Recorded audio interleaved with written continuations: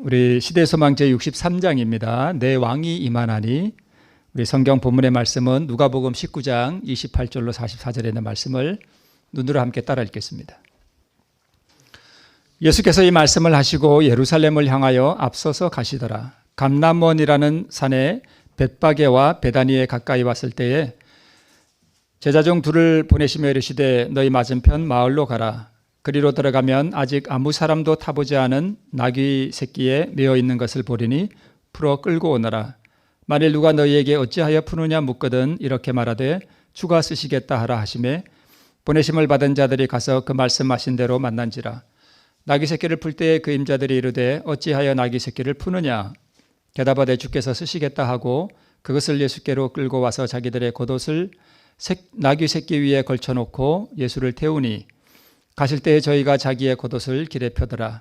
이미 감람산에서 내려가는 편까지 가까이 오심에 제자의 온 무리가 자기의 본바 모든 능한 일을 인하여 기뻐하며 큰 소리로 하나님을 찬양하여 가로되 찬송하리로다 주의 이름으로 오시는 왕이여 하늘에는 평하여 가장 높은 곳에는 영광이로다 하니 무리 중 어떤 바리새인들이 말하되 선생이여 당신의 제자들을 책망하소서 하거늘 대답하여 가라사대 내가 너에게 말하노니 만일 이 사람들이 잠잠하면 돌들이 소리 지르리라 하시니라. 가까이 오사 성을 보시고 우시며 가라사대 너도 오늘날 평화에 관한 일을 알았다면 좋을 뻔하였거니와 지금 내 눈에 숨기웠도다. 날이 이를지라 내 원수들이 토성을 쌓고 너를 둘러 사면으로 가두고 또 너와 및 그 가운데 있는 내 자식들을 땅에 메어치며 돌 하나도 돌 위에 남기지 아니하리니 이는 권고받는 날을 내가 알지 못함을 인함이니라 하시니라. 네. 자, 내 왕이 임하나니 우리 예수님께서 나귀를 타시고 예루살렘 성에 입성하시던 그 사건을 우리 본문으로 하고 있습니다. 먼저 오늘 이 승리의 입성을 하시는데 이게 이제 예수님이 일주일 있다가 돌아가시는 때예요. 예수님 십자가 달리시기 꼭 일주일 전인데 오늘 이 승리의 입성은 1월 9일이었습니다. 날짜로 따지면 요일로 하면은 일요일이었고요. 이제 다음 주 금요일에 예수님이 십자가에 달리시면 그 전주 일요일이에요. 1월이지만 이제 오늘날 달력으로 하면 한 3월 말에서 4월 초쯤 됩니다. 그러니까 봄이에요. 네. 그러면 이제 그 다음 날 월요일 날에 열매 없는 무화과나무를 저주하시고 두 번째 성소 정결을 하시고 또 베다니로 물러가시고 화요일 날에 아주 여러 비유를 말씀을 많이 주시죠. 여기 나와 있는 대로 여러 가지 비유를 주님께서 주셨습니다. 열처녀, 달란트 비유, 양과 염소의 비유 다 이때 나온 말씀입니다. 12일 날 수요일 날에는 아무것도 안 하시고 물러나가셔서 쉬신 걸로 되어 있습니다. 13일 날 목요일에는 유월절을 준비하시고 그날 저녁에 최후의 만찬을 하셨어요. 그리고 겟세마네로 물러가시고 그날 밤에 체포되셨습니다. 그리고 금요일 날에 재판받으시고 십자가에 처형되시고 장사되셨죠. 이게 유월절이에요. 유월절이 1월 14일이죠. 네, 여기 유월절이었고 안식일에는 무덤에서 쉬셨고요.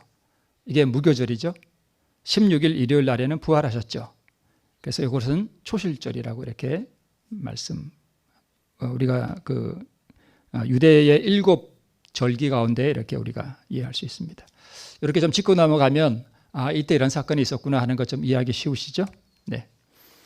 자, 오늘 내 왕이 임하나니 우리 시대소망 제63장은 몇 가지로 제가 이렇게 주제별로 이렇게 좀 나누면 이렇게 되어 있습니다. 첫 번째는 희망과 소동입니다. 두 번째는 어떤 의미가 있느냐 그게. 그다음에 세 번째는 비탄과 눈물이 이어서 나오고 네 번째는 기회가 나오고요. 다섯 번째는 누구냐 하는 이러한 주제로 되어 있습니다. 이것만 보시니까 이해가 잘 안 되시죠? 네, 제가 또 달아볼게요. 자, 희망과 소동은 왜 희망과 소동이 일어났는가 하면 예수님이 지금 뭘로 오시는 거예요? 왕으로 오시니까 이분이 이제 왕으로 오신다는 그런 희망 때문에 소동이 일어났다는 거예요. 그죠? 이해가 되시죠? 자, 그 다음에 백성들은 이 예수님이 왕으로 지금 보좌에 즉위하신다고 막 희망에 차 있고 소동을 하고 있는데 예수님께서 지금 나귀를 타시고 입성하시는 그 진정한 의미는 무엇이었습니까? 죽음이었습니다. 이걸 모르는 거죠, 지금. 그죠? 네, 그런 뜻이었고요. 그 그다음에 비탄과 눈물, 예수님께서 나귀를 타시고 감람산 위에 서셔서 예루살렘 성을 바라보시면서 뭐 하셨어요? 우셨습니다. 도성의 운명을 바라보시고 비탄과 눈물을 흘리셨습니다. 자, 기회는 무슨 말씀인가 하면 예수님이 지금 나귀를 타고 입성하시는 이 장면이 이스라엘 백성들이 멸망당하지 않고 구원을 얻을 수 있는 마지막 기회였습니다. 마지막 기회였어요. 그러니까 회개할 수 있는 마지막 기회였는데 이 기회를 받았을까요? 못 받았을까요? 못 받았습니다. 이 마지막 기회를 놓쳐버렸습니다. 마지막 누구냐 하는 것은 오늘 이 시대소망 63장 끝에 가면 누구냐 하는 질문에 대해서 이분이 어떤 분인지를 쭉 설명하고 있습니다. 자, 하나하나 살펴볼게요. 자, 희망과 소동, 왕으로 오시는 이 예수님이 마지막 일주일간 중에 첫째 날이었습니다. 그러니까 왜 희망과 소동을 일으켰는가 하면 이제 이스라엘 나라가 로마의 이 식민지 압제로부터 벗어나서 위대한 독립국가가 되리라고 하는 그러한 희망을 갖고 있었습니다. 그러니까 소동이 당연히 일어났겠죠. 큰 희망에 부풀어 있었으니까. 그러니까 왜 이런 희망을 가지고 오셨는가 하면 예수님이 이 땅에 오신 진정한 사명에 대해서 이스라엘 백성들이 몰랐습니다. 뭘 이해였어요. 그래서 그랬습니다. 자, 나귀를 타고 지금 입성을 하시는데 지금 기쁨에 겨워 있고 그런 장면을 누군가가 지금 이렇게 그림으로 그렸습니다. 자, 의미는 이렇게 기록하고 있습니다. 이것은 그분을 십자가로 몰고 갈 것이었다. 그러나 이와 같이 자신을 구속주로서 공공연히 드러내는 것이 그분의 목적이었다. 예수님이 전에는 안 그러셨거든요. 뭐 짐승을 타거나 자기를 메시아로 이렇게 완전히 드러내는 일이 없었어요. 그래서 뭐 병자를 고쳐줘도 누가 고쳐줬다 그러지 마라 하고 이렇게 자신을 숨기셨는데 이번만큼은 자신을 드러내셨다는 말입니다. 왜 드러내셨는가 하면 이제 예수님이 십자가에 달려 돌아가셔야 되는데 백성들이 몰래 예수님이 저쪽에 가서 아무도 몰래 이렇게 돌아가시면 어떻게 될까요? 어떻게 되겠어요? 지금 예수님이 돌아가시는 것을 온 인류의 죗값을 대속하시는 메시아로서 이렇게 돌아가시는 게 온 천하에 드러나야 돼요? 감추어져야 돼요? 드러나야 돼요. 그죠? 그래서 예수님께서 이렇게 하신 거예요. 이제 그 서막을 지금 여시는 거예요. 온 천하에 드러내기 위해서. 그죠? 그분은 타락한 세상에 대한 당신의 사명의 최후를 장식할 그 희생의 주의를 불러일으키기를 열망하셨다. 그러니까 이제 백성들이 예수님이 왜 돌아가시는지 저 죽음이 뭘 의미하는지 백성들이 깨달아야 되기 때문에 온 천하에 드러나야 돼요. 그래서 이렇게 나귀를 타고 입성하셨다는 것입니다. 그래서 그분의 사명이 흠없는 거룩한 생애와 고난과 희생임을 드러내기 위해서 이렇게 했습니다. 그래서 나귀를 타고 가는데 예수님은 아시죠? 이 길이 죽음의 길이라는 걸. 그런데 제자들은, 백성들은 몰라요. 예수님이 왕이 되셔가지고 로마인들 다 무찌르시고 이제 이 이스라엘 나라를 위대한 독립국가로 만들이라는 그러한 희망으로 가득 차 있었습니다.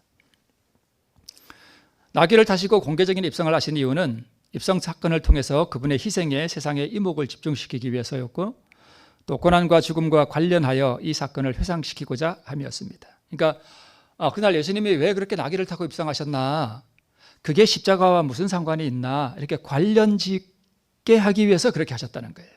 관련하여. 네. 그 다음에 입성 사건, 우리 구약 성경에 예언되어 있잖아요. 그는 겸손하여 뭘 타나니? 나귀를 타나니 하는 그 구약의 예언과 이분을 뭘 시키기 원한 거예요?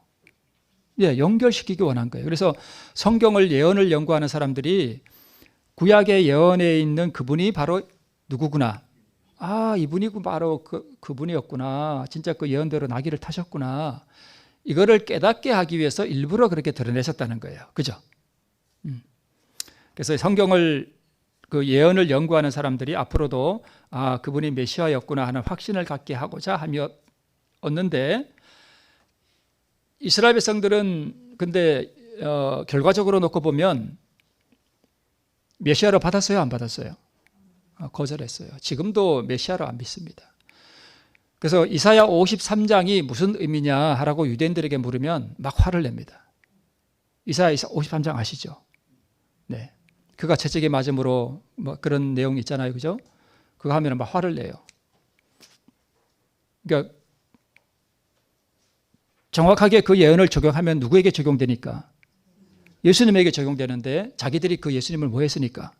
죽였으니까 막 화를 내고 간혹 이 이사야 53장과 이걸 연결해서 예수님을 메시아로 믿는 유대인들이 간혹 있습니다. 그리고 이분이 그리스도이심을 믿고 회심자들을 얻고자 하기 위해서 그렇게 공개적으로 하셨다는 것입니다. 지금 예루살렘 성을 뭐 가보신 분들은 아시겠지만 뭐 그렇게 화려하거나 그렇지는 않습니다. 성벽도 우중충하고 그래요. 근데 예수님 당시에는 상당히 아름다웠던 것 같아요. 아주 성벽도 순백색으로 되어 있고 그랬습니다. 여기 나와 있는 말씀처럼 아주 영광처럼 하늘에서 빌려온 영광처럼 그렇게 빛나고 있었다 이렇게 말씀하고 있습니다. 근데 예수님께서 이제 동쪽에서 나귀를 타시고 이렇게 천천히 이제 예루살렘이 보이는 그 감람산 언덕에 이렇게 섰습니다. 감람산 언덕에 서면 어떻게 되어 있는가 하면 그 앞에 골짜기가 있어요. 그리고 또 언덕이 이렇게 있고 그 위에 성이 쫙 이렇게 있거든요. 골짜기를 하나 사이에 두고 감람산 위에 서서 이렇게 보면 저 멀리 예루살렘 성이 환하게 다 보입니다.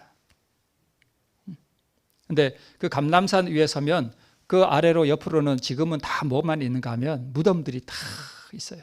얼마나 많은지 몰라요. 무덤들이. 그래서 제자들이 그 예루살렘 성을 이렇게 보이면 예수님도 감탄하실 줄 알았어요. 정말 아름답구나, 훌륭하다 이렇게 감탄하실 줄 알았는데 예수님의 얼굴을 보니까 어때요? 너무 슬픈 얼굴이에요. 이리저리 몸이 막 흔들려요. 너무 슬퍼서. 이걸 어떻게 표현할까요? 이 세상에 제일 슬픈 일이 자식을 앞세우는 거라 그러죠. 부모님이 돌아가셔도 슬프지만 가장 슬픈 것은 자식을 앞세우는 거예요. 근데 이 예루살렘 성은 예수님 앞에 마치 뭐와 같으냐면 자식과 같잖아요. 그죠? 이 자식이 지금 병들어서 뭐 하려고 그러냐면 죽으려고 그래요. 근데 회개하면 살 수 있는데 뭘 안 하려고 그래요? 회개를 안 해요.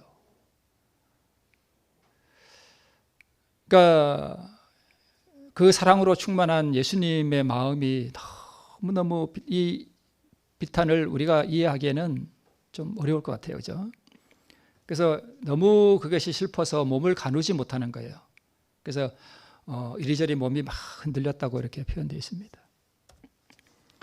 그리고 예수님의 입술에서 비탄의 울음소리가 이렇게 터져 나온 것으로 그리고 그분의 눈에서는 고뇌의 눈물이 한없이 이렇게 흐른 것으로 묘사되고 있습니다. 제자들이 봤을 때, 그러니까 이제 감람산에 올 때까지는 제자들이 막 환호를 했겠죠. 막 종려나무 가지 흔들고 뭐 환호하고 기쁨에 겨워서 그랬는데 갑자기 분위기가 어떻게 됐을까요? 싸해졌습니다.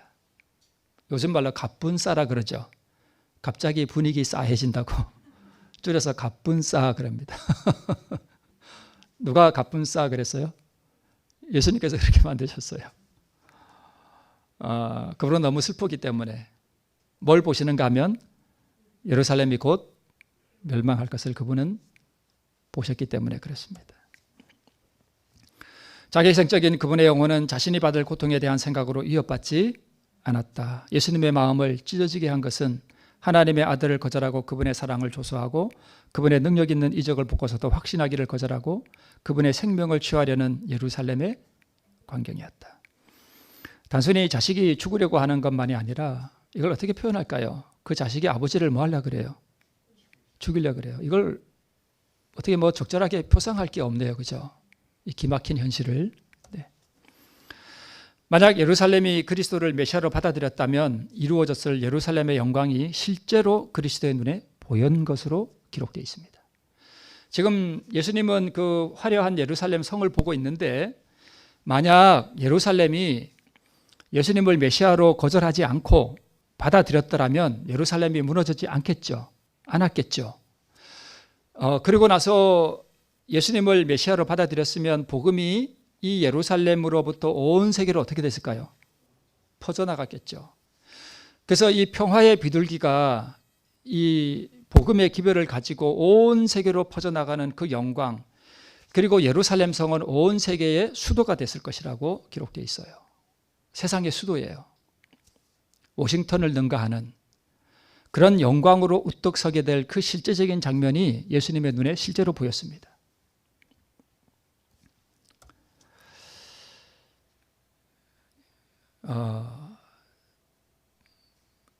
그러면서 예수님께서 하신 말씀이 너도 오늘날 평화에 관한 일을 알았다면 좋을 뻔하였거니와 라고 말씀하시고 잠깐 쉬셨습니다. 그 뒷말을 하시지 않고 잠깐 멈추시고 만일 예루살렘이 하나님께서 주고자 원하셨던 선물인 그의 사랑하는 아들을 받아들였더라면 어떤 형편 가운데 처하게 됐을 것인지를 말씀하지 않으신 채 남겨 놓으셨다. 이렇게 기록되어 있습니다. 만약 그걸 받아들였더라면 열국의 왕으로 번영을 누릴 것이었고 성문에는 로마의 군사들이 서 있지 않았을 것이고 로마가 지배하지 않았을 것이라는 말씀이죠. 무서운 질병에서 치유를 받고 속박에서 해방되고 온 세상의 수도가 될 것을 보셨습니다. 예루살렘에서 평화의 비둘기가 세상으로 날아가는 것을 보셨고 세계의 영광의 면류관이 된 예루살렘의 모습을 실제로 예수님께서 보셨습니다.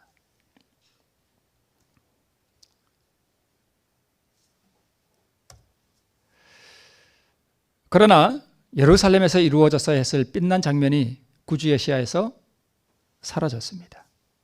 그리고 이어서 그분은 비탄으로 끊어졌던 말씀을 계속하셨는데 그 말씀이 뭐냐 하면 지금 내 눈에 숨겨왔도다. 날이 이를지라 내 원수들이 토성을 쌓고 너를 둘러 사면으로 가두고, 그러니까 그 영광스러운 모습이 사라지고 나서 곧 그분의 눈에 뭐가 보였냐면 군사들이 성을 에워싸고 어머니들이 자식을 삶아 먹고 굶어 죽고 그 성벽 주위로 로마 군사들이 도망가는 이스라엘 백성들을 잡아다가 다 십자가 못 박아 버렸습니다. 그래서 그 성벽 주변이 온통 십자가가 세워져 가지고 죽어가는 사람들로, 그래서 아주 정말 무서운 광경이 있었습니다. 그걸 예수님께서 보신 것이죠. 그러니까 그분이 얼마나 슬펐겠습니까? 포위, 굶주림, 자녀를 삶아먹고 이스라엘 백성들이 고문대에서 고문을 당하고 언덕 위에 수많은 십자가들이 세워지고 그리고 수많은 죽음들, 무너지는 성벽, 이런 것들이 예수님의 눈에 보였습니다. 자, 기회, 회개의 기회였죠. 예루살렘 입성이 회개하고 구원을 얻을 수 있는 최후의 기회였습니다. 한 영혼의 가치가 참 크죠. 그런데 지금 온 민족이 지금 뭐 하려고 그러냐면 멸망을 당하려고 하고 있습니다.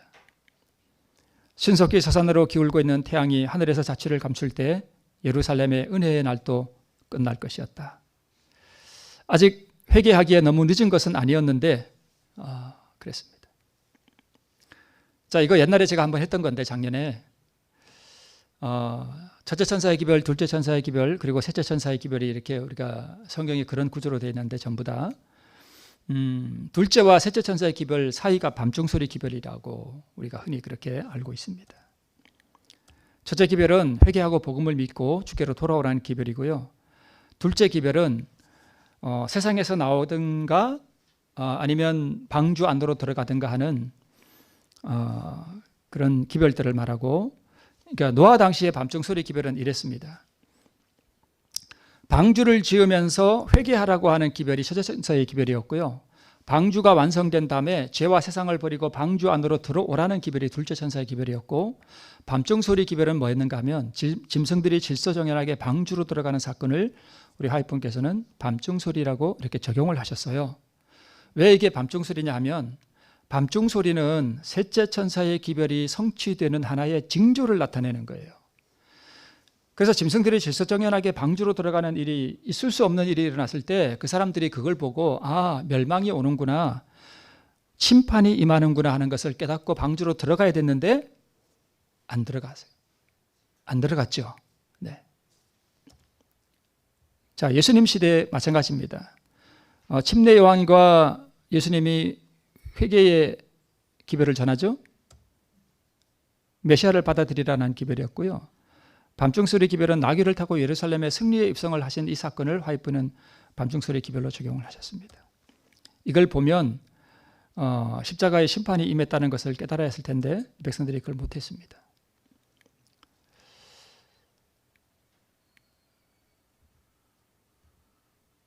그래서 언제나 셋째 천사의 기별은 심판 기별이에요. 재림운동 당시도 마찬가지죠.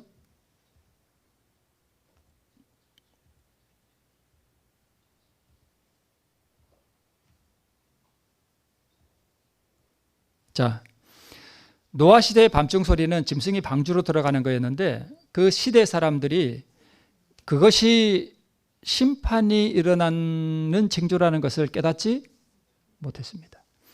예수님 시대의 밤중 소리는 나귀를 타고 입성하였는데 하는 것이었는데 제자들이나 백성들이 그것이 마지막 사건으로 가는 마지막 기회라는 것을 그 당시 사람들도 몰랐습니다. 재림운동 당시에도 포라실렁이로다 하는 밤중 소리 기별을 이 사람들은 뭘로 오해했는가 하면 재림으로 오해했었습니다. 제가 한 번 했던 거니까 여러분 간단하게 이렇게 말씀을 드리고 그냥 넘어갑니다. 자, 그 다음에 누구냐, 예언된 메시아가 누구냐 하는 그러한 말씀을 이제 시대소망에서 마지막으로 기록하고 있는데 누구냐 하는 이 예언에 대해서 말씀에 대해서 아담은 뭐라고 할 것이냐, 그분이 바로 여자의 후손으로 오실 그분이 아니냐라고 대답할 것이라는 말씀이었습니다. 아브라함은 살렘 왕이요 멜기세덱이요 평화의 왕이라고 할 것이었고 이사야는 기묘자 모사 전능하신 하나님 평강의 왕이라 이렇게 할 것이다. 그 다음에 침례 요한은 세상 죄를 지고 가는 하나님의 어린 양이다. 하나님께서는 아버지 하나님께서는요 이는 내 사랑하는 아들이라. 우리는 뭐라고 말하는가 하면 그분이 예수님이요 메시아이요 생명의 왕이요 구세주라고 말할 것이다. 사단은 뭐라고 말하는가 하면 나는 당신이 누구인 줄 아노니 하나님의 거룩한 자라 이렇게 표현한다고 기록하고 있습니다. 이 모든 것들이 다 누구에게 적용되는가 하면 바로 지금 나귀를 타고 입성하시는 예수님에게 적용된다는 것입니다. 그 말씀을 지금 여기서 하고 있습니다. 자, 그러면 이제 마지막으로 마치면서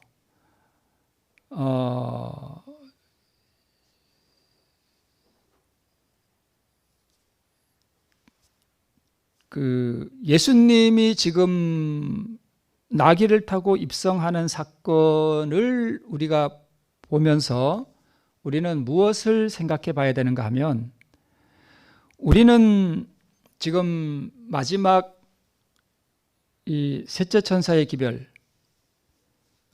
일요일 법령이 일어나고 예수님이 재림하는 마지막 사건 셋째 천사의 기별이 실제로 성취되는 것을 앞두고 있으면 지금 우리는 어느 시대에 살고 있다고 우리가 적용해 볼 수 있는가 하면 바로 밤중소리 기별, 즉 예수님이 지금 나귀를 타고 입성하시는 그 시대와 우리가 동일한 시대에 살고 있다. 영적으로 비유적으로 우리가 그렇게 볼 수 있습니다. 그러면 자, 우리는 희망과 소동이 있나요? 희망이 있나요? 재림에 대한 희망이 있죠. 그런데 소동은 안 하는 것 같아요. 그냥 조용하죠. 뭔가 좀 문제가 있는 것 같습니다. 희망이 있습니까? 네, 재림에 대한 희망이 있습니다. 그러면 우리가 여기서 생각해 봐야 할 것은 그 재림이 나에게 뭘 의미하느냐입니다. 자, 이스라엘 백성들은, 자, 이게 결론이면서 핵심입니다. 이스라엘 백성들은 예수님이 지금 나귀를 타고 입성하는 그 사건의 의미를 알았나요? 몰랐나요? 몰랐습니다. 그러면 우리가 여기서 확실히 지금 한번 생각해 봐야 할 것은 무엇이냐 하면 지금 예수님이 앞으로 이제 곧 재림하시고 지금 나귀를 타고 입성하는 밤중소리 기별의 가운데 살고 있는 우리가 예수님의 재림이 나에게 죽음이냐 생명이냐를 우리가 그 의미를 살펴봐야 된다는 것입니다. 예수님의 재림이 어떤 사람에게는 생명이지만 어떤 사람에게는 뭐가 되는 거예요? 죽음이에요. 그래서 우리가 재림을 고대하고 있지만 그 재림이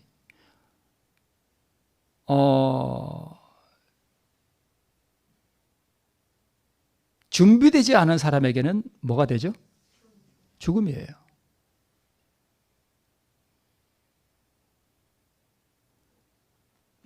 그러면 만약에 내가 영적으로 준비되어 있지 않으면 내가 희망을 가지고 재림을 고대하는 게 마치 뭘 고대하는 것과 같은 거예요. 죽음을 고대하고 있는 거예요. 이게 나귀를 타고 입성하시는 예수님이 그 걸음이 뭘 의미하는지를 몰랐던 이스라엘 백성들의 역사가 다시 반복될 수 있다는 거예요. 만약 내가 준비되지 않았다면, 내가 만약에 준비됐다면요, 재림은 희망이죠. 참 고대하고 고대할 정말 우리의 희망이죠. 그죠? 네, 그렇습니다. 자, 그러면 예수님께서는 지금 감난산 위에서 그 아름다운 예루살렘 성을 보시면서 비탄과 눈물을 흘리셨습니다. 지금 예수님께서 예루살렘 성을 보시고 이렇게 하시지는 않죠. 만약 내가 준비되지 않은 상태에서 다른 데 정신이 팔려 있다면 예수님이 감람산 위에서 흘리셨던 그 비탄의 눈물이 누구를 향한 것일까요? 나를 향한 것이에요. 그 예루살렘 성의 운명이 곧 누구의 운명이니까? 나의 운명이니까. 우리 각 시대의 대쟁투 1장이 제목이 뭐냐 하면 예루살렘의 멸망이에요. 그런데 그 예루살렘의 멸망은 세상의 멸망을 상징한다 그랬습니다. 예루살렘 성이 멸망할 때 이르렀던 그 고난과 그 고통과 그 죽음은 물 한 방울밖에 안 된다 그랬습니다. 마지막 시대의 마지막 때의 세상의 멸망에 비하면 그렇게 작다 그랬습니다. 그 다음에 예수님께서 지금 나귀를 타고 예루살렘에 입성하시는 그 장면은 이스라엘 백성들에게는 마지막 기회였습니다. 마지막 기회였어요. 그래서 저는 오늘 이 시대소망 63장에 있는 내 왕이 임하나니라고 하는 이 말씀을 읽어보고 결론을 이렇게 맺었습니다. 각 단락별로 주제를 나누고 그것이 그 시대의 어떤 의미였고 그 단락별로 나눈 그 시대의 그 의미들이 오늘날에는 그럼 뭘 의미하느냐, 우리에게는 그렇게 적용해 봤습니다. 여기 있는 그대로입니다. 예수님이 마지막 십자가에 달리는 사건은 셋째 천사의 기별이에요. 일월 법령이 일어나고 사형령이 내리는 심판의 기별이거든요. 그게 일주일밖에 안 남은 상황이었습니다. 아주 긴박한 상황이었어요. 그러면 오늘날 우리가 재림을 고대하면서 그 재림이 나에게 죽음을 가져올 것이냐 아니면 영원한 생명을 가져올 것이냐를 우리는 뭐 해봐야 되는가 하면 깊이 새겨봐야 돼요.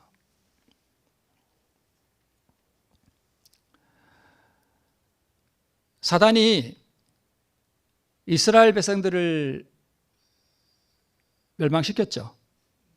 그죠? 사단이 이스라엘 백성들을 멸망시킬 때 가장 효과적으로 사용한 방법이 뭐냐 하면 기만이었습니다. 뭐였다고요? 기만, 속이는 거였어요. 그는 속이는 자예요. 에덴에서부터 속이는 자였습니다. 어떻게 속였을까요? 구원받지 못한 상태에 있는데 뭐 했다고 착각하게 만들까요? 구원받았다고 착각하게 만들었습니다. 그걸로 이스라엘 백성들 다 멸망시켰습니다. 성경을 보세요. 성경에 그렇게 돼 있어요.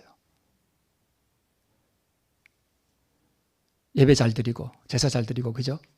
제사 잘 드리고 11조 잘 드리고 회당에 잘 나가고 그러면서도 영적으로 준비는 되어 있지 않았습니다. 예수님께서 그들의 실상을 드러내면 그들이 불같이 화를 내면서 예수님 죽이려고 그랬죠. 그 해당 사건이 그걸 의미해요. 우리가 아브라함의 자손인데 왜 이상한 소리 하느냐? 너희가 구원받아야 되겠다. 회개하고 구원을 받아라 그랬더니 우리가 구원을 받았고 아브라함의 자손인데 왜 이상한 얘기 하느냐? 그러면서 예수님 죽이려고 그랬습니다. 화가 났던 거죠. 사단이 그걸로 이스라엘 백성들을 멸망시켰습니다. 역사는 반복됩니다. 자, 그러면 누구냐? 이 부분을 우리가 한번 적용해 볼게요. 지금 예수님은 앞에 있는 아담, 아브라함, 다니엘, 이사야, 침례 요한, 심지어는 사단까지 그분은 이런 분, 이런 분, 이런 분, 이런 분이라고 다 표현되어 있습니다. 그런데 오늘 그것이 나에게 그분이 나를 심판하시는 심판주가 되느냐 아니면 그분이 나의 구원자가 되느냐, 그분이 누구냐 나에게, 이거 한번 우리가 생각해 봐야 되지 않을까요?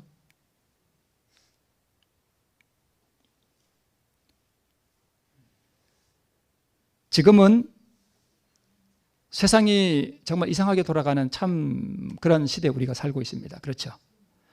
지금이 마지막 은혜의 기회에 우리는 지금 살고 있습니다. 나의 모든 생각과 나의 모든 관심이 어디에 있습니까?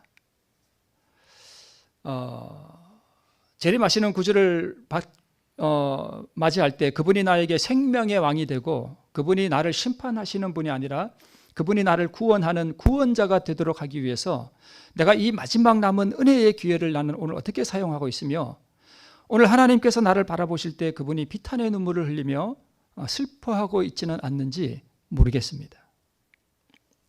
우리 모두는 주님께서 구원자가 되기를 바랍니다. 그분이 생명의 왕이 되기를 바랍니다. 그분이 나를 보실 때 비탄의 눈물을 흘리는 그런 분이 아니기를 이 시간 고대합니다. 그래서 우리 주님께서 다시 오실 때에 그분과 함께 영원한 낙원에서 영원한 생명을 누리며 영원토록 그분과 함께 거하는 그 영원한 축복이 우리 모두와 함께 하기를 바라면서 말씀을 마치겠습니다.